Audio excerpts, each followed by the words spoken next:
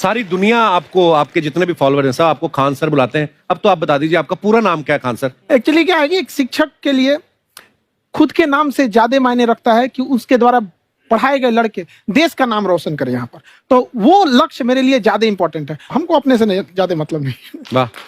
मैं खान सर के बारे में बता दूं कि इनका यूट्यूब पे जो एजुकेशनल चैनल है उसके 17 मिलियन मतलब 1,70,00,000 फॉलोअर्स ज्यादा हैं। है, हैं? ज्यादा है। अब 19 हो गए। 19 हो गए? बाप रे, क्या बात है, वाह। तो लॉकडाउन से पहले सर 30,000 थे। हाँ। एकदम लॉकडाउन के बाद जितनी आपकी सब्सक्रिप्शन बढ़ी है उतनी तो ओटीटी प्लेटफॉर्म्स की नहीं बढ़ी जितनी आपकी बढ़ गई। ये नेक काम की शुरुआत कैसे हुई थी खान सर? लॉकडाउन से पहले हम लोग ना ऐसे फिजिकली क्लास में ज्यादा पढ़ाते थे। अच्छा जी। क्लास में भी बहुत भीड़ रहती थी, लड़के पढ़ नहीं पाते थे। मजबूरी हो गई लॉकडाउन के बाद यूट्यूब पर पढ़ाना, क्योंकि दूसरा कोई ऑप्शन ही नहीं था। और हमको भी नहीं समझ में आया कि लोगों ने क्यों इतना ज्यादा सब्सक्राइब करते गए, क्योंकि हम तो वैसे ही पढ़ा रहे थे जैसे पहले पढ़ाते थे वहां पे। तो बस ये रहता है कि लड़कों को पढ़ाई से रिलेटेड उसको डाउट ना रह जाए कोई भी, क्योंकि जब हम लोग पढ़ते थे ना तो सबसे पीछे आते थे, हम लोग क्लास के पीछे बैठते थे। हम लोग मान लिए थे कि ये लोग बहुत अच्छे पढ़ने में, हम लोग का तो कुछ नहीं हो सकता है यहाँ पे। और घर वालों को भी लगता था तो जीव ले ला, कैसे भी काम चल जाएगा। बाद में हम लोग को पता चला ना कि टीचर की गड़बड़ी थी, हमारे ऊपर ब्लेम लगा दिया।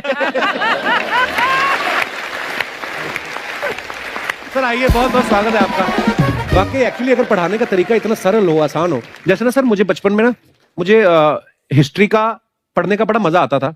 बड़ा होके पता चला कि मेरा हिस्ट्री में तो था इंटरेस्ट, पर मुझे कहानियां पढ़ना अच्छा लगता था। आज मुझे थोड़ा लिखने का भी शौक है, एक आध कुछ शायद फ्यूचर में चल के आप वो भी कुछ ऐसा देखें। तो मतलब मुझे शौक है लिखने का। अब जाके समझ में आया कि वो क्यों अच्छा लगता था, उसमें कहानी होती थी। तो ये नहीं हमें पढ़ाया, हमें रट्टा मरवाते थे। तो ये जो आपका ये जो तरीका ये बहुत ही बढ़िया है। काश हमारे समय में भी ऐसा होता, यूट्यूब पे अच्छे अच्छे शिक्षक होते। हालांकि हमारे टीचर भी बहुत अच्छे थे। लेकिन इतने डिटेल में खान सर, मैंने आपके वीडियोस देखे हैं, मतलब जिस सब्जेक्ट को आप जानते भी ना हो और अगर लेक्चर देखें और सुने तो उसमें इतनी रुचि पैदा हो जाती है। बिकॉज हम सब टीचर्स के द्वारा ही पढ़ाए गए हैं और हमारे अच्छे टीचर्स भी रहे हैं, लेकिन जरूर आप में एक बहुत ही खास बात है कि आप हर सब्जेक्ट को बहुत इंटरेस्टिंग बना देते हैं। और Thank you, ma'am. इसमें क्या है ना, टैलेंट जो है ये टीचर्स को विजुअल ट्रेनिंग कैसे देनी है, जो बताया अभी कपिल जी ने। कहानी, मैं एक छोटा एक प्रश्न पूछता हूँ। असैसिनेशन की स्पेलिंग किसको मालूम है? लोग बिलीव नहीं करेंगे लेकिन मुझे मालूम है।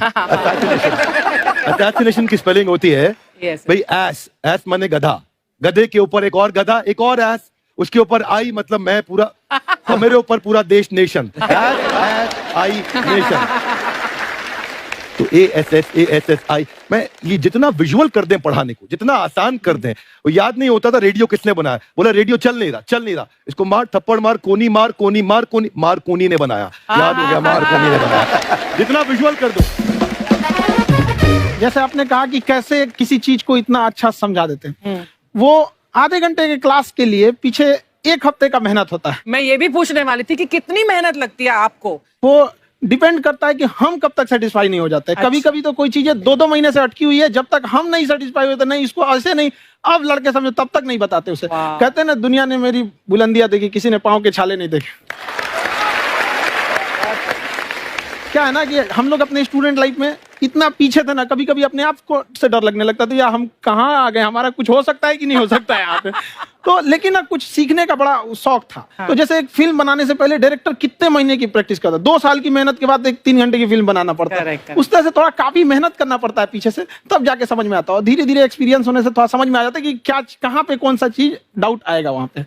और आपसे पढ़ाई करने का ये भी फायदा है कि ये पीट नहीं सकते ना यूट्यूब चैनल से, अंदर से निकल के थप्पड़ भी नहीं मार सकते। हमें तो पीटा इतना है ना, हम तो मतलब टीचर से सवाल नहीं पूछ सकते थे। अभी बचपन में पूछ भी लिया ना कि सर सूरज कितना दूर है, तुझे जाना है उधर। मतलब ये नहीं कि बच्चे के साथ दोस्ती करो, उसके साथ।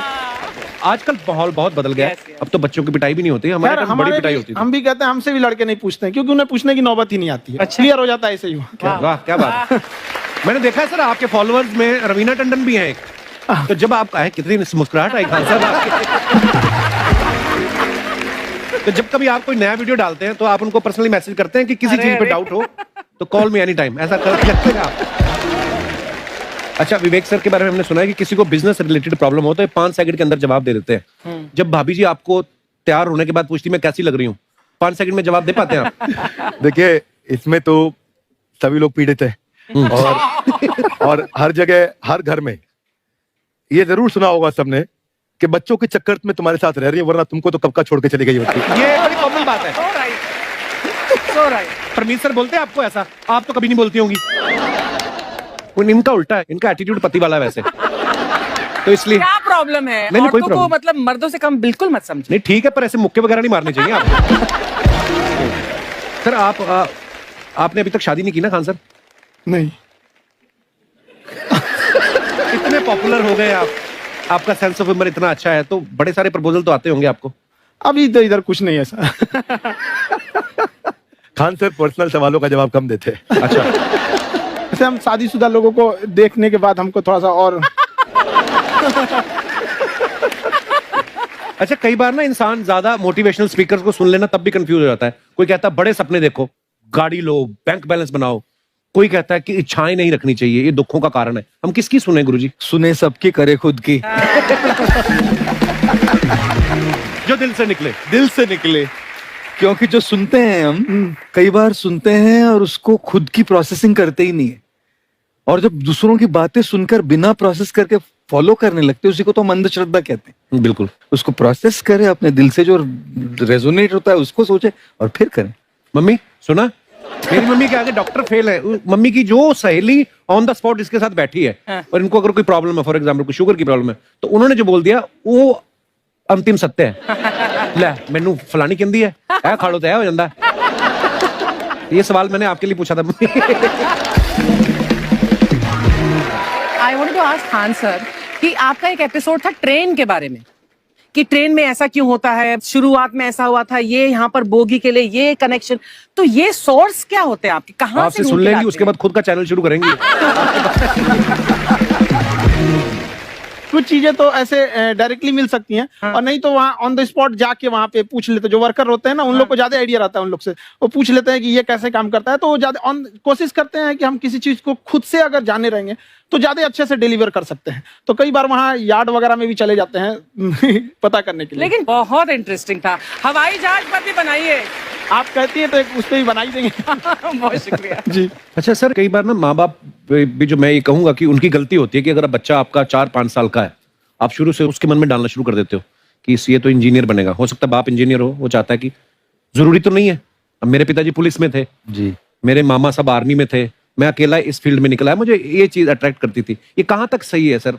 जी मेरे हिसाब से तो बच्चों पे कभी प्रेशर नहीं डालना चाहिए, लेकिन साथ ही साथ हमको ये भी देखना चाहिए कि जैसे एल्बर्ट आइंस्टाइन ने एक बहुत अच्छी बात बताई थी, अगर एक खरगोश हो, एक बंदर हो, एक हिरन हो, एक शेर हो और एक मछली हो, उन सब को आप एक कतार में खड़ा कर दीजिए और उन सब के लिए एक ही टेस्ट हो कि आप पेड़ पे सब लोग कैसे चढ़ पाए। बहुत खूब। वाकई।